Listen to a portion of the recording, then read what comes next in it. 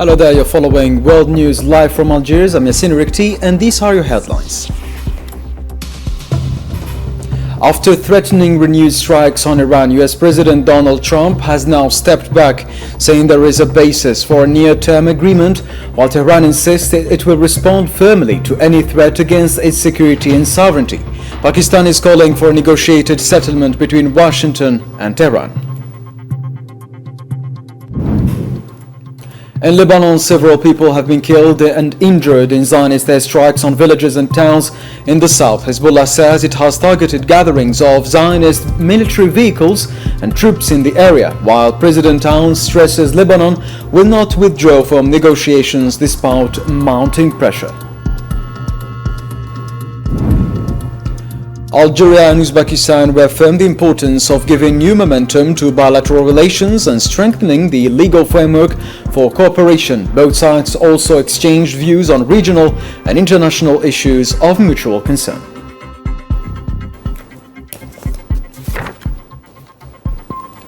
Welcome back to the details of our program. First, in our news, US President Donald Trump said he had decided to cancel the military strikes and air raids scheduled against Iran on Thursday evening, stating that discussions with Tehran had been elevated to the highest levels of the Iranian leadership. In a post on his Truth Social platform, Trump said Iran had agreed to the discussions and the final points of a preliminary understanding, both in principle and in detail, by all parties concerned. He added that the naval blockade on Iran would remain in place until a deal is finalized. Trump had earlier stated on Thursday that the United States would launch major strikes against Iran that night, seize Khark Island and other oil infrastructure sites, and establish full control over Iran's oil and gas markets, just as it has done with Venezuela.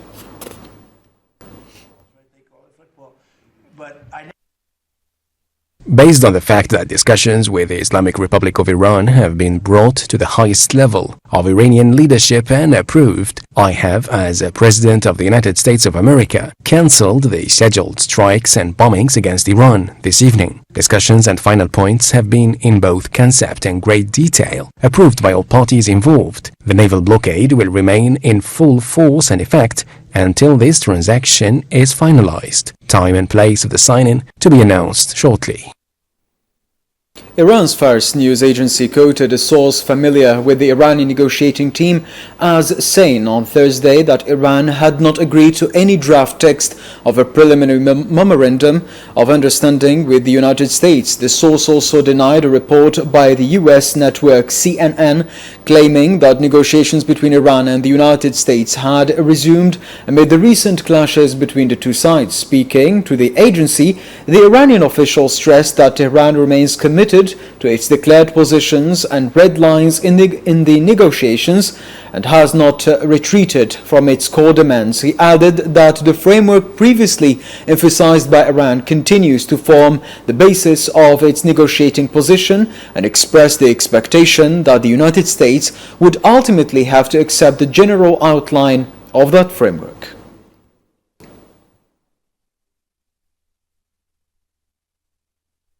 Iran's Khatam al-Anbiya headquarters affirmed that the armed forces are at the highest level of readiness and will respond decisively to any threat targeting the country's security, independence, or territorial integrity. It warned that any potential aggression would be met with what it described as effective and painful operations. Speaking on the first anniversary of what Iran refers to as the Second Imposed War, the commander of Khatam al-Anbiya headquarters, Ali Abdullahi, said Iran's adversaries had failed to achieve their objectives due to what he described as miscalculations and inaccurate assessments. Abdullahi added that the war had demonstrated the Iranian people's ability to defend the country's sovereignty and national interests through national unity and support for state institutions and the armed forces. The armed forces of the Islamic Republic of Iran, in light of their complete readiness, awareness, and intelligence monitoring, will respond decisively to any threat against the country's security, independence, and territorial integrity through effective, painful, and regrettable operations. Islamabad announced that it would continue its mediation efforts to end the war between Washington and Tehran despite the recent escalation, calling for a negotiated settlement. Pakistan's Foreign Ministry spokesperson Tahir Andrabi said the country is deeply concerned about the situation in the region amid the latest escalation. He stressed that diplomacy and dialogue must serve as the guiding principles for achieving a negotiated resolution to all disputed issues.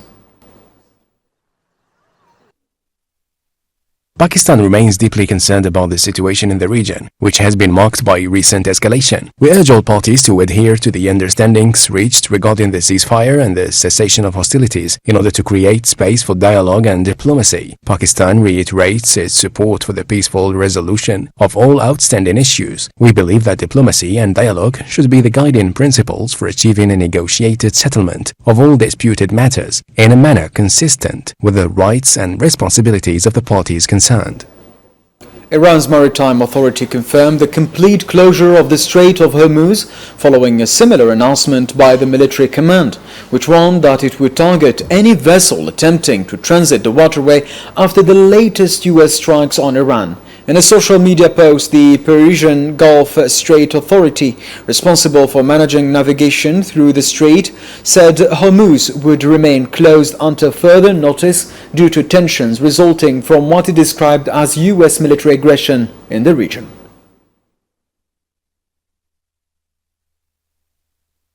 In light of the continued hostile actions carried out by the United States and following the launch of attacks by its aggressor military against several southern areas of Hormuzgan province, we hereby announced, effective immediately, the closure of the Strait of Hormuz to all vessels, including oil tankers and commercial ships, due to the unstable security situation in the region. Any attempt to transit the strait will be subject to targeting. U.S. Central Command announced that the Strait of Hormuz remains open to navigation, affirming that shipping lanes are available to all vessels that do not violate the blockade imposed on Iran. In a post on X on Thursday, CENTCOM said secure transit corridors have been established for commercial vessels passing through the Strait of Hormuz. It added that Iran does not control the waterway and noted that U.S. forces remain on alert to defend ships against any aggression.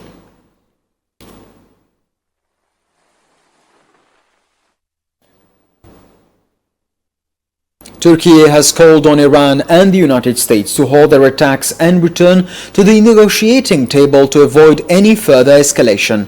Speaking on Thursday, Turkish Foreign Minister Hakan Fidan said Ankara's recommendation to both sides while maintaining close contacts with Washington, Tehran and Islamabad is to pursue talks aimed at reaching a peace agreement.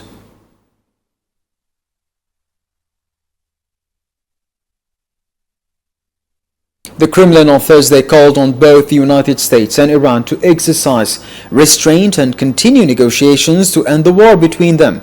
After the two sides exchanged attacks and U.S. President Donald Trump threatened further escalation, Kremlin spokesperson Dmitry Peskov told reporters that Russia urges all parties to the conflict to show restraint and return to the negotiating table, warning of the negative consequences of escalation for regional stability and the global economy.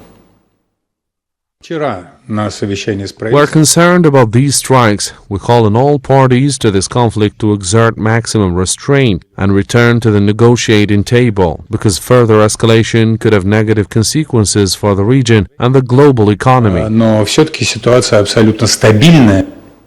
Beijing on Thursday urged both the United States and Iran to immediately cease what it described as their military operations. Chinese Foreign Ministry spokesperson Lin Jian reiterated his country's deep concern over the situation, telling reporters that China strongly urges both parties to halt military activities at once and return to dialogue and negotiations.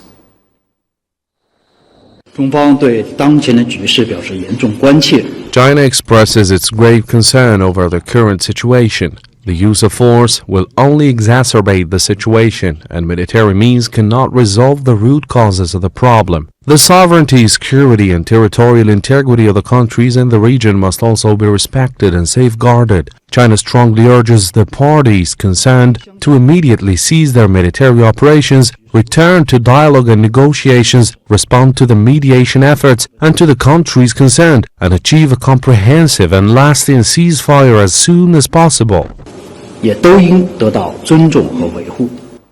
The African Union Commission warned that continued instability in the Gulf region could have significant repercussions for Africa, including disruptions to global energy markets. In a statement issued on Thursday, Noor Mahmoud Sheikh, a spokesperson for the chairperson of the African Union Commission, said developments in the Gulf carry the risk of further destabilizing an already fragile situation and threaten international peace and security. He added that rising transportation and commodity costs could negatively affect economic growth, trade, and development across the continent.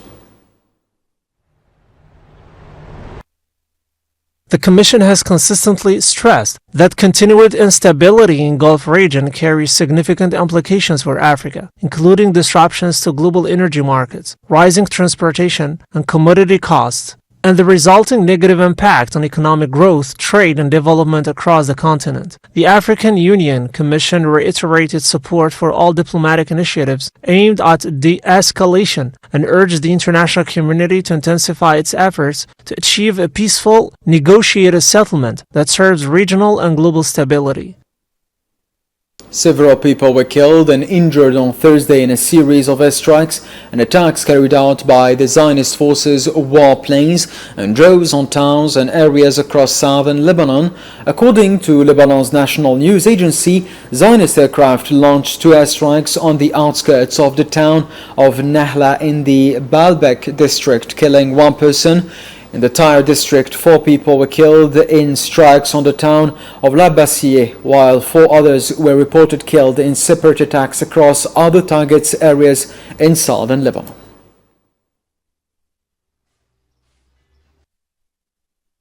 Hezbollah said it's twice targeted a concentration of Israel occupation military vehicles and troops in the Rajman area near the southern Lebanese town of Tyre Harfa overnight between Wednesday and Thursday, using a rocket barrage. In a series of statements, the group added that it also targeted the newly established Nimr al-Jamal military position on Wednesday evening with a swarm of attack drones. Hezbollah further stated that on Thursday morning it confronted a Zionist drone over the Iqlim al-Tufah region with a surface-to-air missile, forcing it to retreat.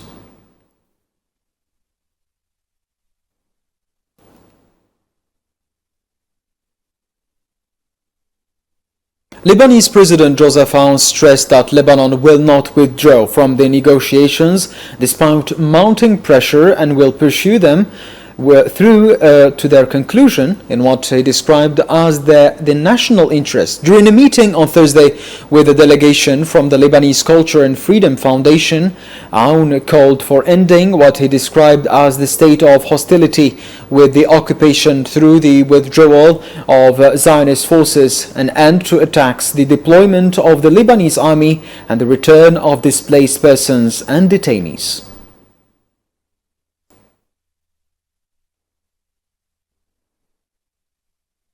Doctors Without Borders stated that the ceasefire agreement in Lebanon has failed to provide genuine protection for civilians or healthcare workers. Speaking to Algeria's international channel All24 News on Thursday, Jinan Saad, head of the organization's regional media office in Beirut, said that since the announcement of the ceasefire agreement, Lebanon towns and villages have continued to face direct daily bombardment, causing widespread destruction to vital facilities and infrastructure across the country.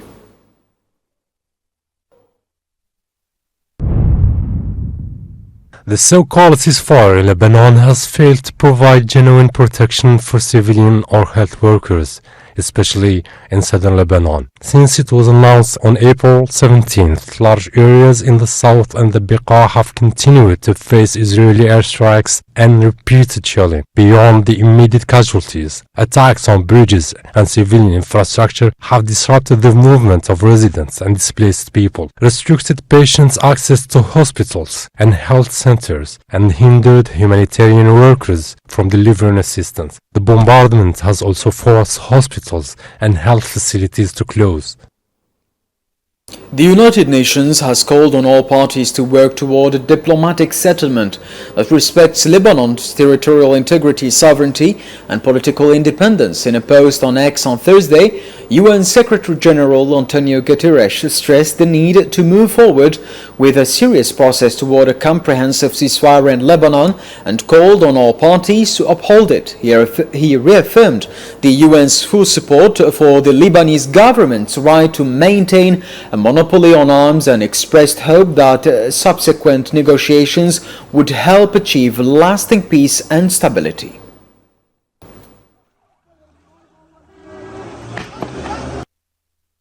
All parties must work toward a diplomatic settlement that fully respects Lebanon's territorial integrity, sovereignty, and political independence. I fully support the principle that arms should be held exclusively by the Lebanese government. The process must begin with a comprehensive ceasefire that is respected by all parties, everywhere, helping to cease the suffering of communities on both sides of the Blue Line. I hope that subsequent negotiations will contribute to achieving lasting peace and stability.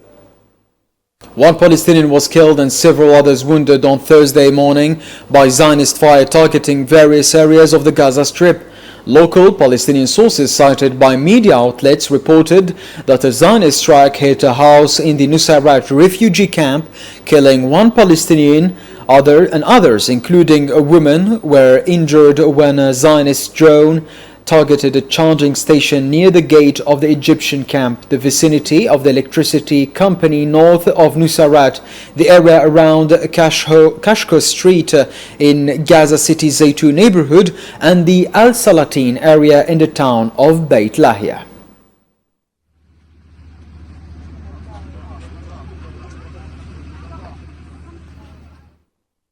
Hossam Badran, a member of Hamas political bureau and the movement's negotiating delegation, said that ongoing meetings among Palestinian factions in Cairo are proceeding in a positive and constructive atmosphere, noting that there is consensus on a unified national position regarding the roadmap proposed for implementing the second phase of the plan put forward by US President Donald Trump. In a press statement on Thursday, Badran said Hamas is also continuing its discussions with mediators in a positive and responsible spirit aimed at ensuring the success of the current round of negotiations, protecting the Palestinian people and thwarting the Zionist plans. He added that the talks have achieved tangible progress that can be built upon and called for compelling the Zionist entity to halt violations and crimes in the Gaza Strip.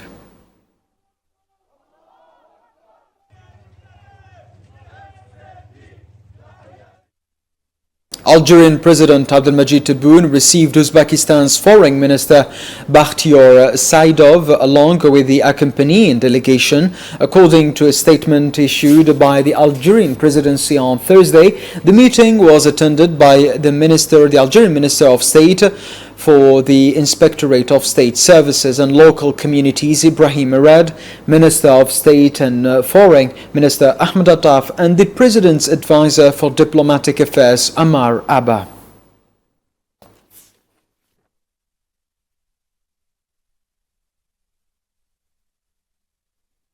Algeria's Foreign Minister and Minister of State Ahmed Attaf and his Uzbek counterpart Bakhtiyor Saidov have stressed the need to give greater momentum to bilateral relations by establishing mechanisms to structure cooperation between the two countries. According to a statement from Algeria's Foreign Ministry, Attaf received the Uzbek Foreign Minister in Algiers, where they held one one-to-one talks followed by expanded discussions involving both delegations. Both sides agreed on the importance of creating institutional frameworks to support cooperation, including the establishment of a joint commission and business council with priority giving to key sectors such as mining, energy, agriculture, trade and culture. They also underscored the need to strengthen the legal framework governing bilateral ties. The talks also provided an opportunity to review the current state of relations and explore ways to elevate them to higher levels in line with mutual interests.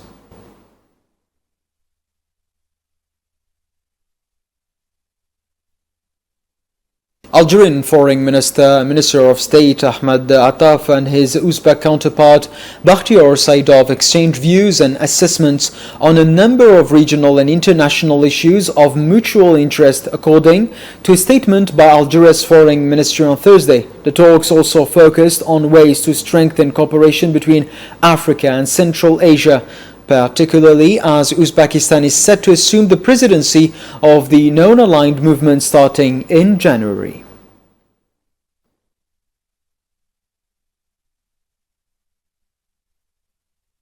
Algerian President Abdelmadjid Tebboune, Supreme Commander of the Armed Forces and Minister of National Defense, chaired a meeting of the High Security Council, according to a statement issued by the presidency on Thursday.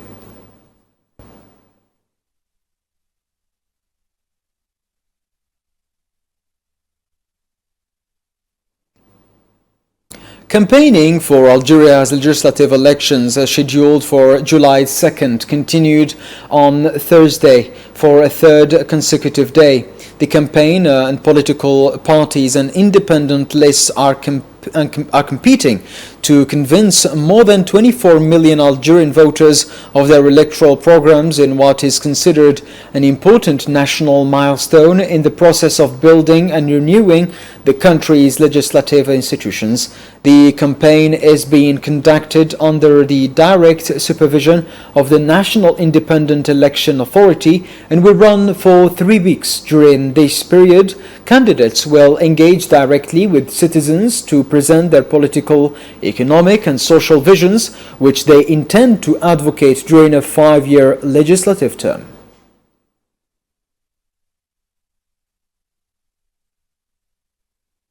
At the end of his working visit to Belgium, the Secretary of State to the Minister of Foreign Affairs in charge of the national community abroad, Mr. Sofiane Chaib, met with members of the Algerian community from Belgium and Luxembourg in the presence of the Algerian ambassador to Belgium and the Consul General in Brussels. The meeting is part of ongoing efforts to strengthen direct engagement with Algerians abroad, address their concerns, and reinforce their ties to their homeland. Mr. Chaib highlighted measures to modernize consular services, expand digitalization, simplify administrative procedures, strengthen younger generations' connection to their national identity, and encourage greater participation of the diaspora in national public life.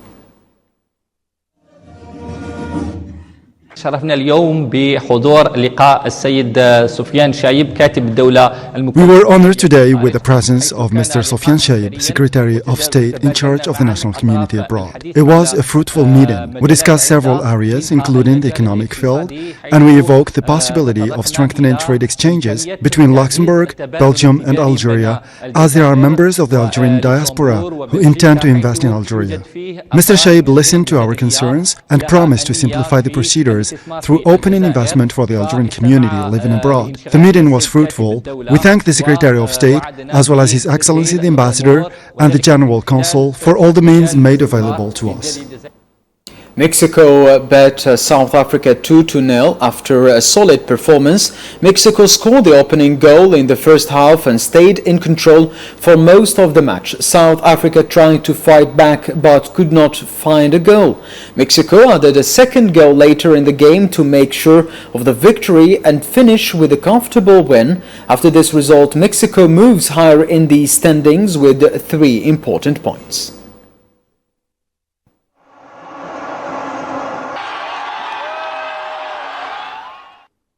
Before the match between Mexico and South Africa, Mexico City's Azteca Stadium hosted a musical ceremony featuring a blend of performances reflecting Latin heritage and Mexican culture. The opening ceremony, which lasted around half an hour, included artistic segments combining music and visual effects, with the participation of artists representing different cultures, led by the famous singer Shakira.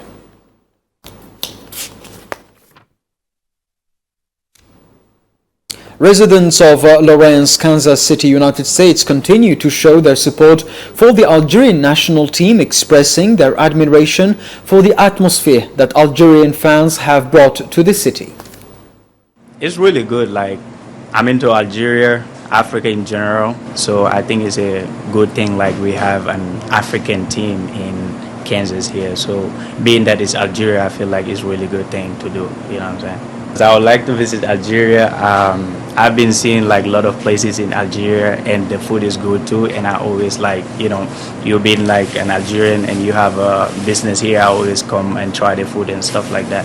So I feel like it's a good thing if I travel to Algeria and experience like the ambience and everything back home by myself. I think it's really exciting for Lawrence because it's not a huge city, and it's nice to have an international spotlight on them, and I think there's enough international people in Lawrence that they can make the Algerian team feel really welcome. I'm really happy that Algeria chose to stay in Lawrence and the Kansas City area. More people will be introduced to Algeria and Algerian culture and Algerian soccer.